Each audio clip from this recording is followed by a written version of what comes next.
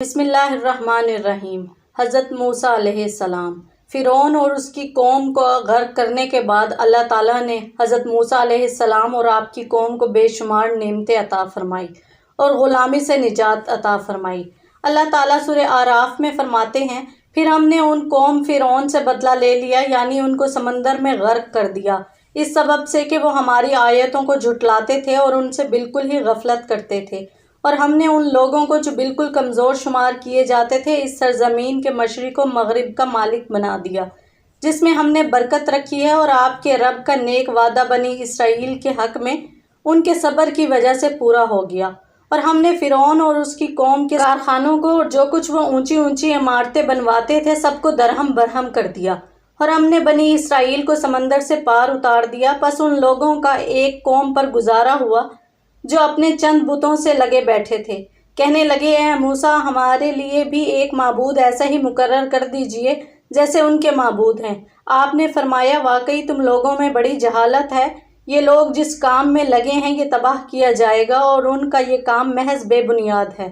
فرمایا، کیا اللہ تعالیٰ کے سوا اور کسی کو تمہارا معبود تجویز کر دوں، حالانکہ اس نے تم کو تمام جہان والوں پر فوقیت دی ہے؟ اور وہ وقت یاد کرو جب ہم نے تم کو فرعون والوں سے بچا لیا جو تم کو بڑی سخت تکلیفیں پہنچاتے تھے، تمہارے بیٹوں کو قتل کر ڈالتے تھے اور تمہاری عورتوں کو زندہ چھوڑ دیتے تھے، اور اس میں تمہارے پروردگار کی طرف سے بڑی بھاری آزمائش تھی۔ اور اللہ تعالیٰ سورہ شعراء میں فرماتے ہیں، اسی طرح ہوا اور ہم نے ان تمام چیزوں کا وارث بنی اسرائیل کو بنا دیا۔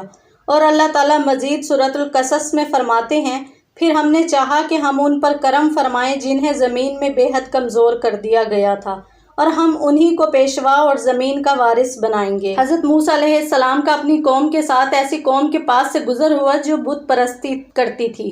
کہتے ہیں وہ بت گائے کی شکل کی تھی۔ انہوں نے پوچھا، اس گائے کی پوجا کیوں کرتے ہو؟ انہوں نے کہا کہ یہ فائدہ دیتی ہے اور ہماری حاجتیں پوری کرتی ہے۔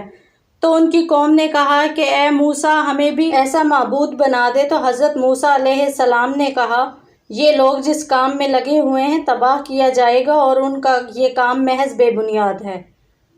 جب حضرت موسیٰ علیہ السلام مصر سے نکلے اور بیت المقدس کی طرف روانہ ہوئے تو ان کا سامنا فزاری اور کنعانی اقوام کے زبردست لوگوں سے ہوا۔ حضرت موسیٰ علیہ السلام نے اپنی قوم کو حکم دیا کہ ان کافروں کے خلاف جہاد کریں اور انہیں بیت المقدس کی سرزمین سے نکال دیں، جس کے بارے میں اللہ تعالیٰ نے حضرت ابراہیم اور حضرت موسیٰ علیہ السلام کی زبانی ان سے وعدہ کیا ہے کہ وہ بنی اسرائیل کو ملے گی۔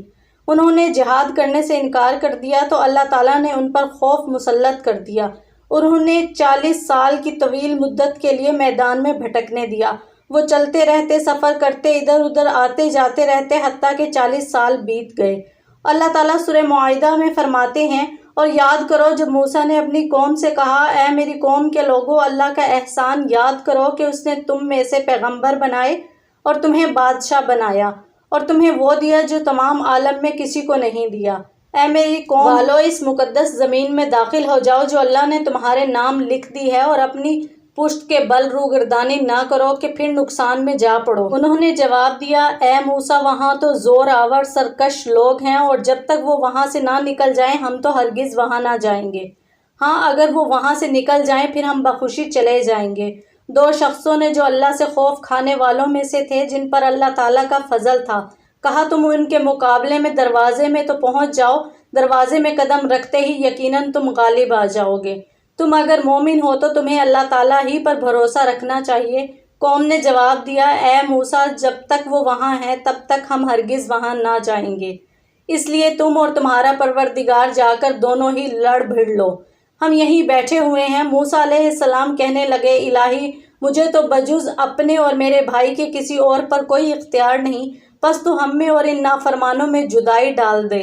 ارشاد ہوا، اب یہ زمین ان پر 40 سال تک حرام کر دی گئی ہے، یہ خانہ بدوشوں کی طرح ادھر ادھر سرگرداں رہیں گے، اس لیے تم ان فاسقوں کے بارے میں غمگین نہ ہونا۔ بعض مفسرین نے اس واقعے کے بارے میں بہت سے قصے نقل کیے ہیں جن میں ان کی غیر معمولی جسامت کا ذکر کیا گیا ہے۔ ان کے ایک آدمی اوج بن عنق کا قد 3365 ہاتھ بیان کیا گیا ہے۔ یہ سب باتیں بے بنیاد ہیں جن کی حقیقت کوئی نہیں ہے۔ اللہ تعالیٰ سورہ طٰہٰ میں فرماتے ہیں، اے بنی اسرائیل، ہم نے تمہیں تمہارے دشمن سے نجات دی اور تم سے کوہ طور کی دائیں طرف کا وعدہ کیا اور تم پر من و سلوہ اتارا۔ تم ہماری دی ہوئی پاکیزہ روزی کھاؤ اور اس میں حد سے آگے نہ بڑھو، ورنہ تم پر میرا غضب نازل ہوگا، اور جس پر میرا غضب نازل ہو جائے وہ یقیناً تباہ ہوا۔ ہاں بے شک میں انہیں بخش دینے والا ہوں جو توبہ کریں، ایمان لائیں، نیک عمل کریں اور راہ راست پر بھی رہیں۔ ان آیات میں اللہ تعالیٰ نے بنی اسرائیل پر اپنے احسانات بیان فرمائے ہیں۔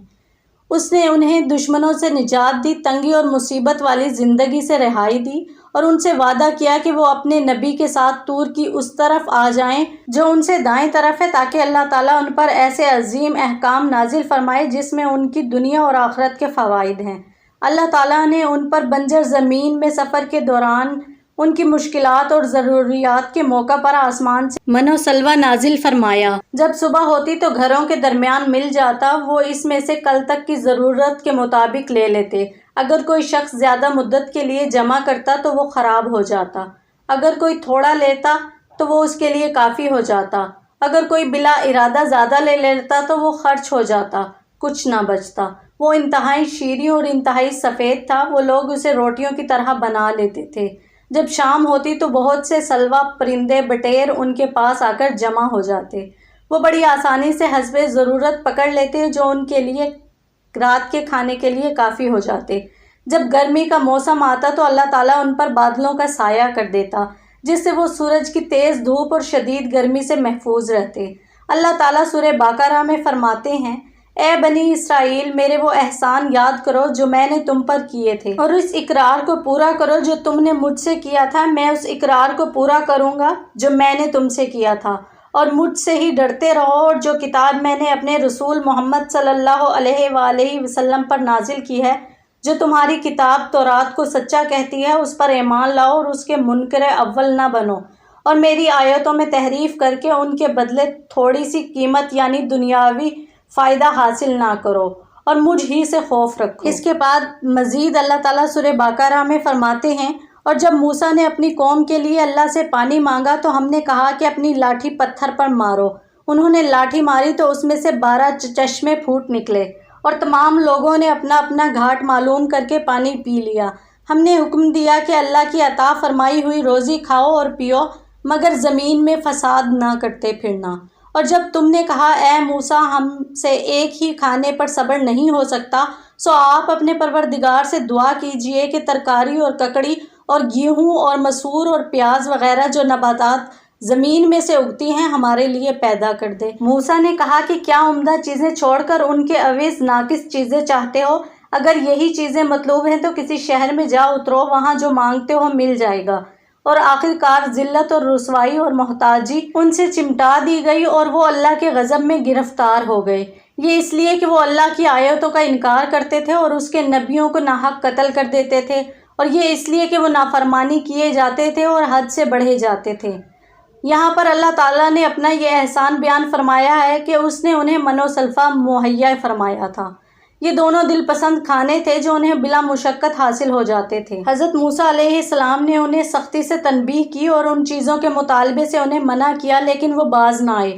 اللہ تعالیٰ سورہ طٰہٰ میں فرماتے ہیں، اس میں حد سے آگے نہ بڑھو ورنہ تم پر میرا غضب نازل ہوگا، اور جس پر میرا غضب نازل ہو جائے وہ یقیناً تباہ ہوا۔ لیکن اللہ تعالیٰ نے اس شدید وعید کے ساتھ ان لوگوں کے لیے رحمت اور امید کا دروازہ کھلا رکھا جو توبہ کر کے اللہ کی طرف آ جائیں اور مردود شیطان کے راستے پر نہ چلتے رہیں۔ اس لیے اللہ تعالیٰ نے سورہ طٰہٰ میں فرمایا، بے شک میں انہیں بخش دینے والا ہوں جو توبہ کریں، ایمان لائیں، نیک عمل کریں اور راہ راست پر بھی رہیں۔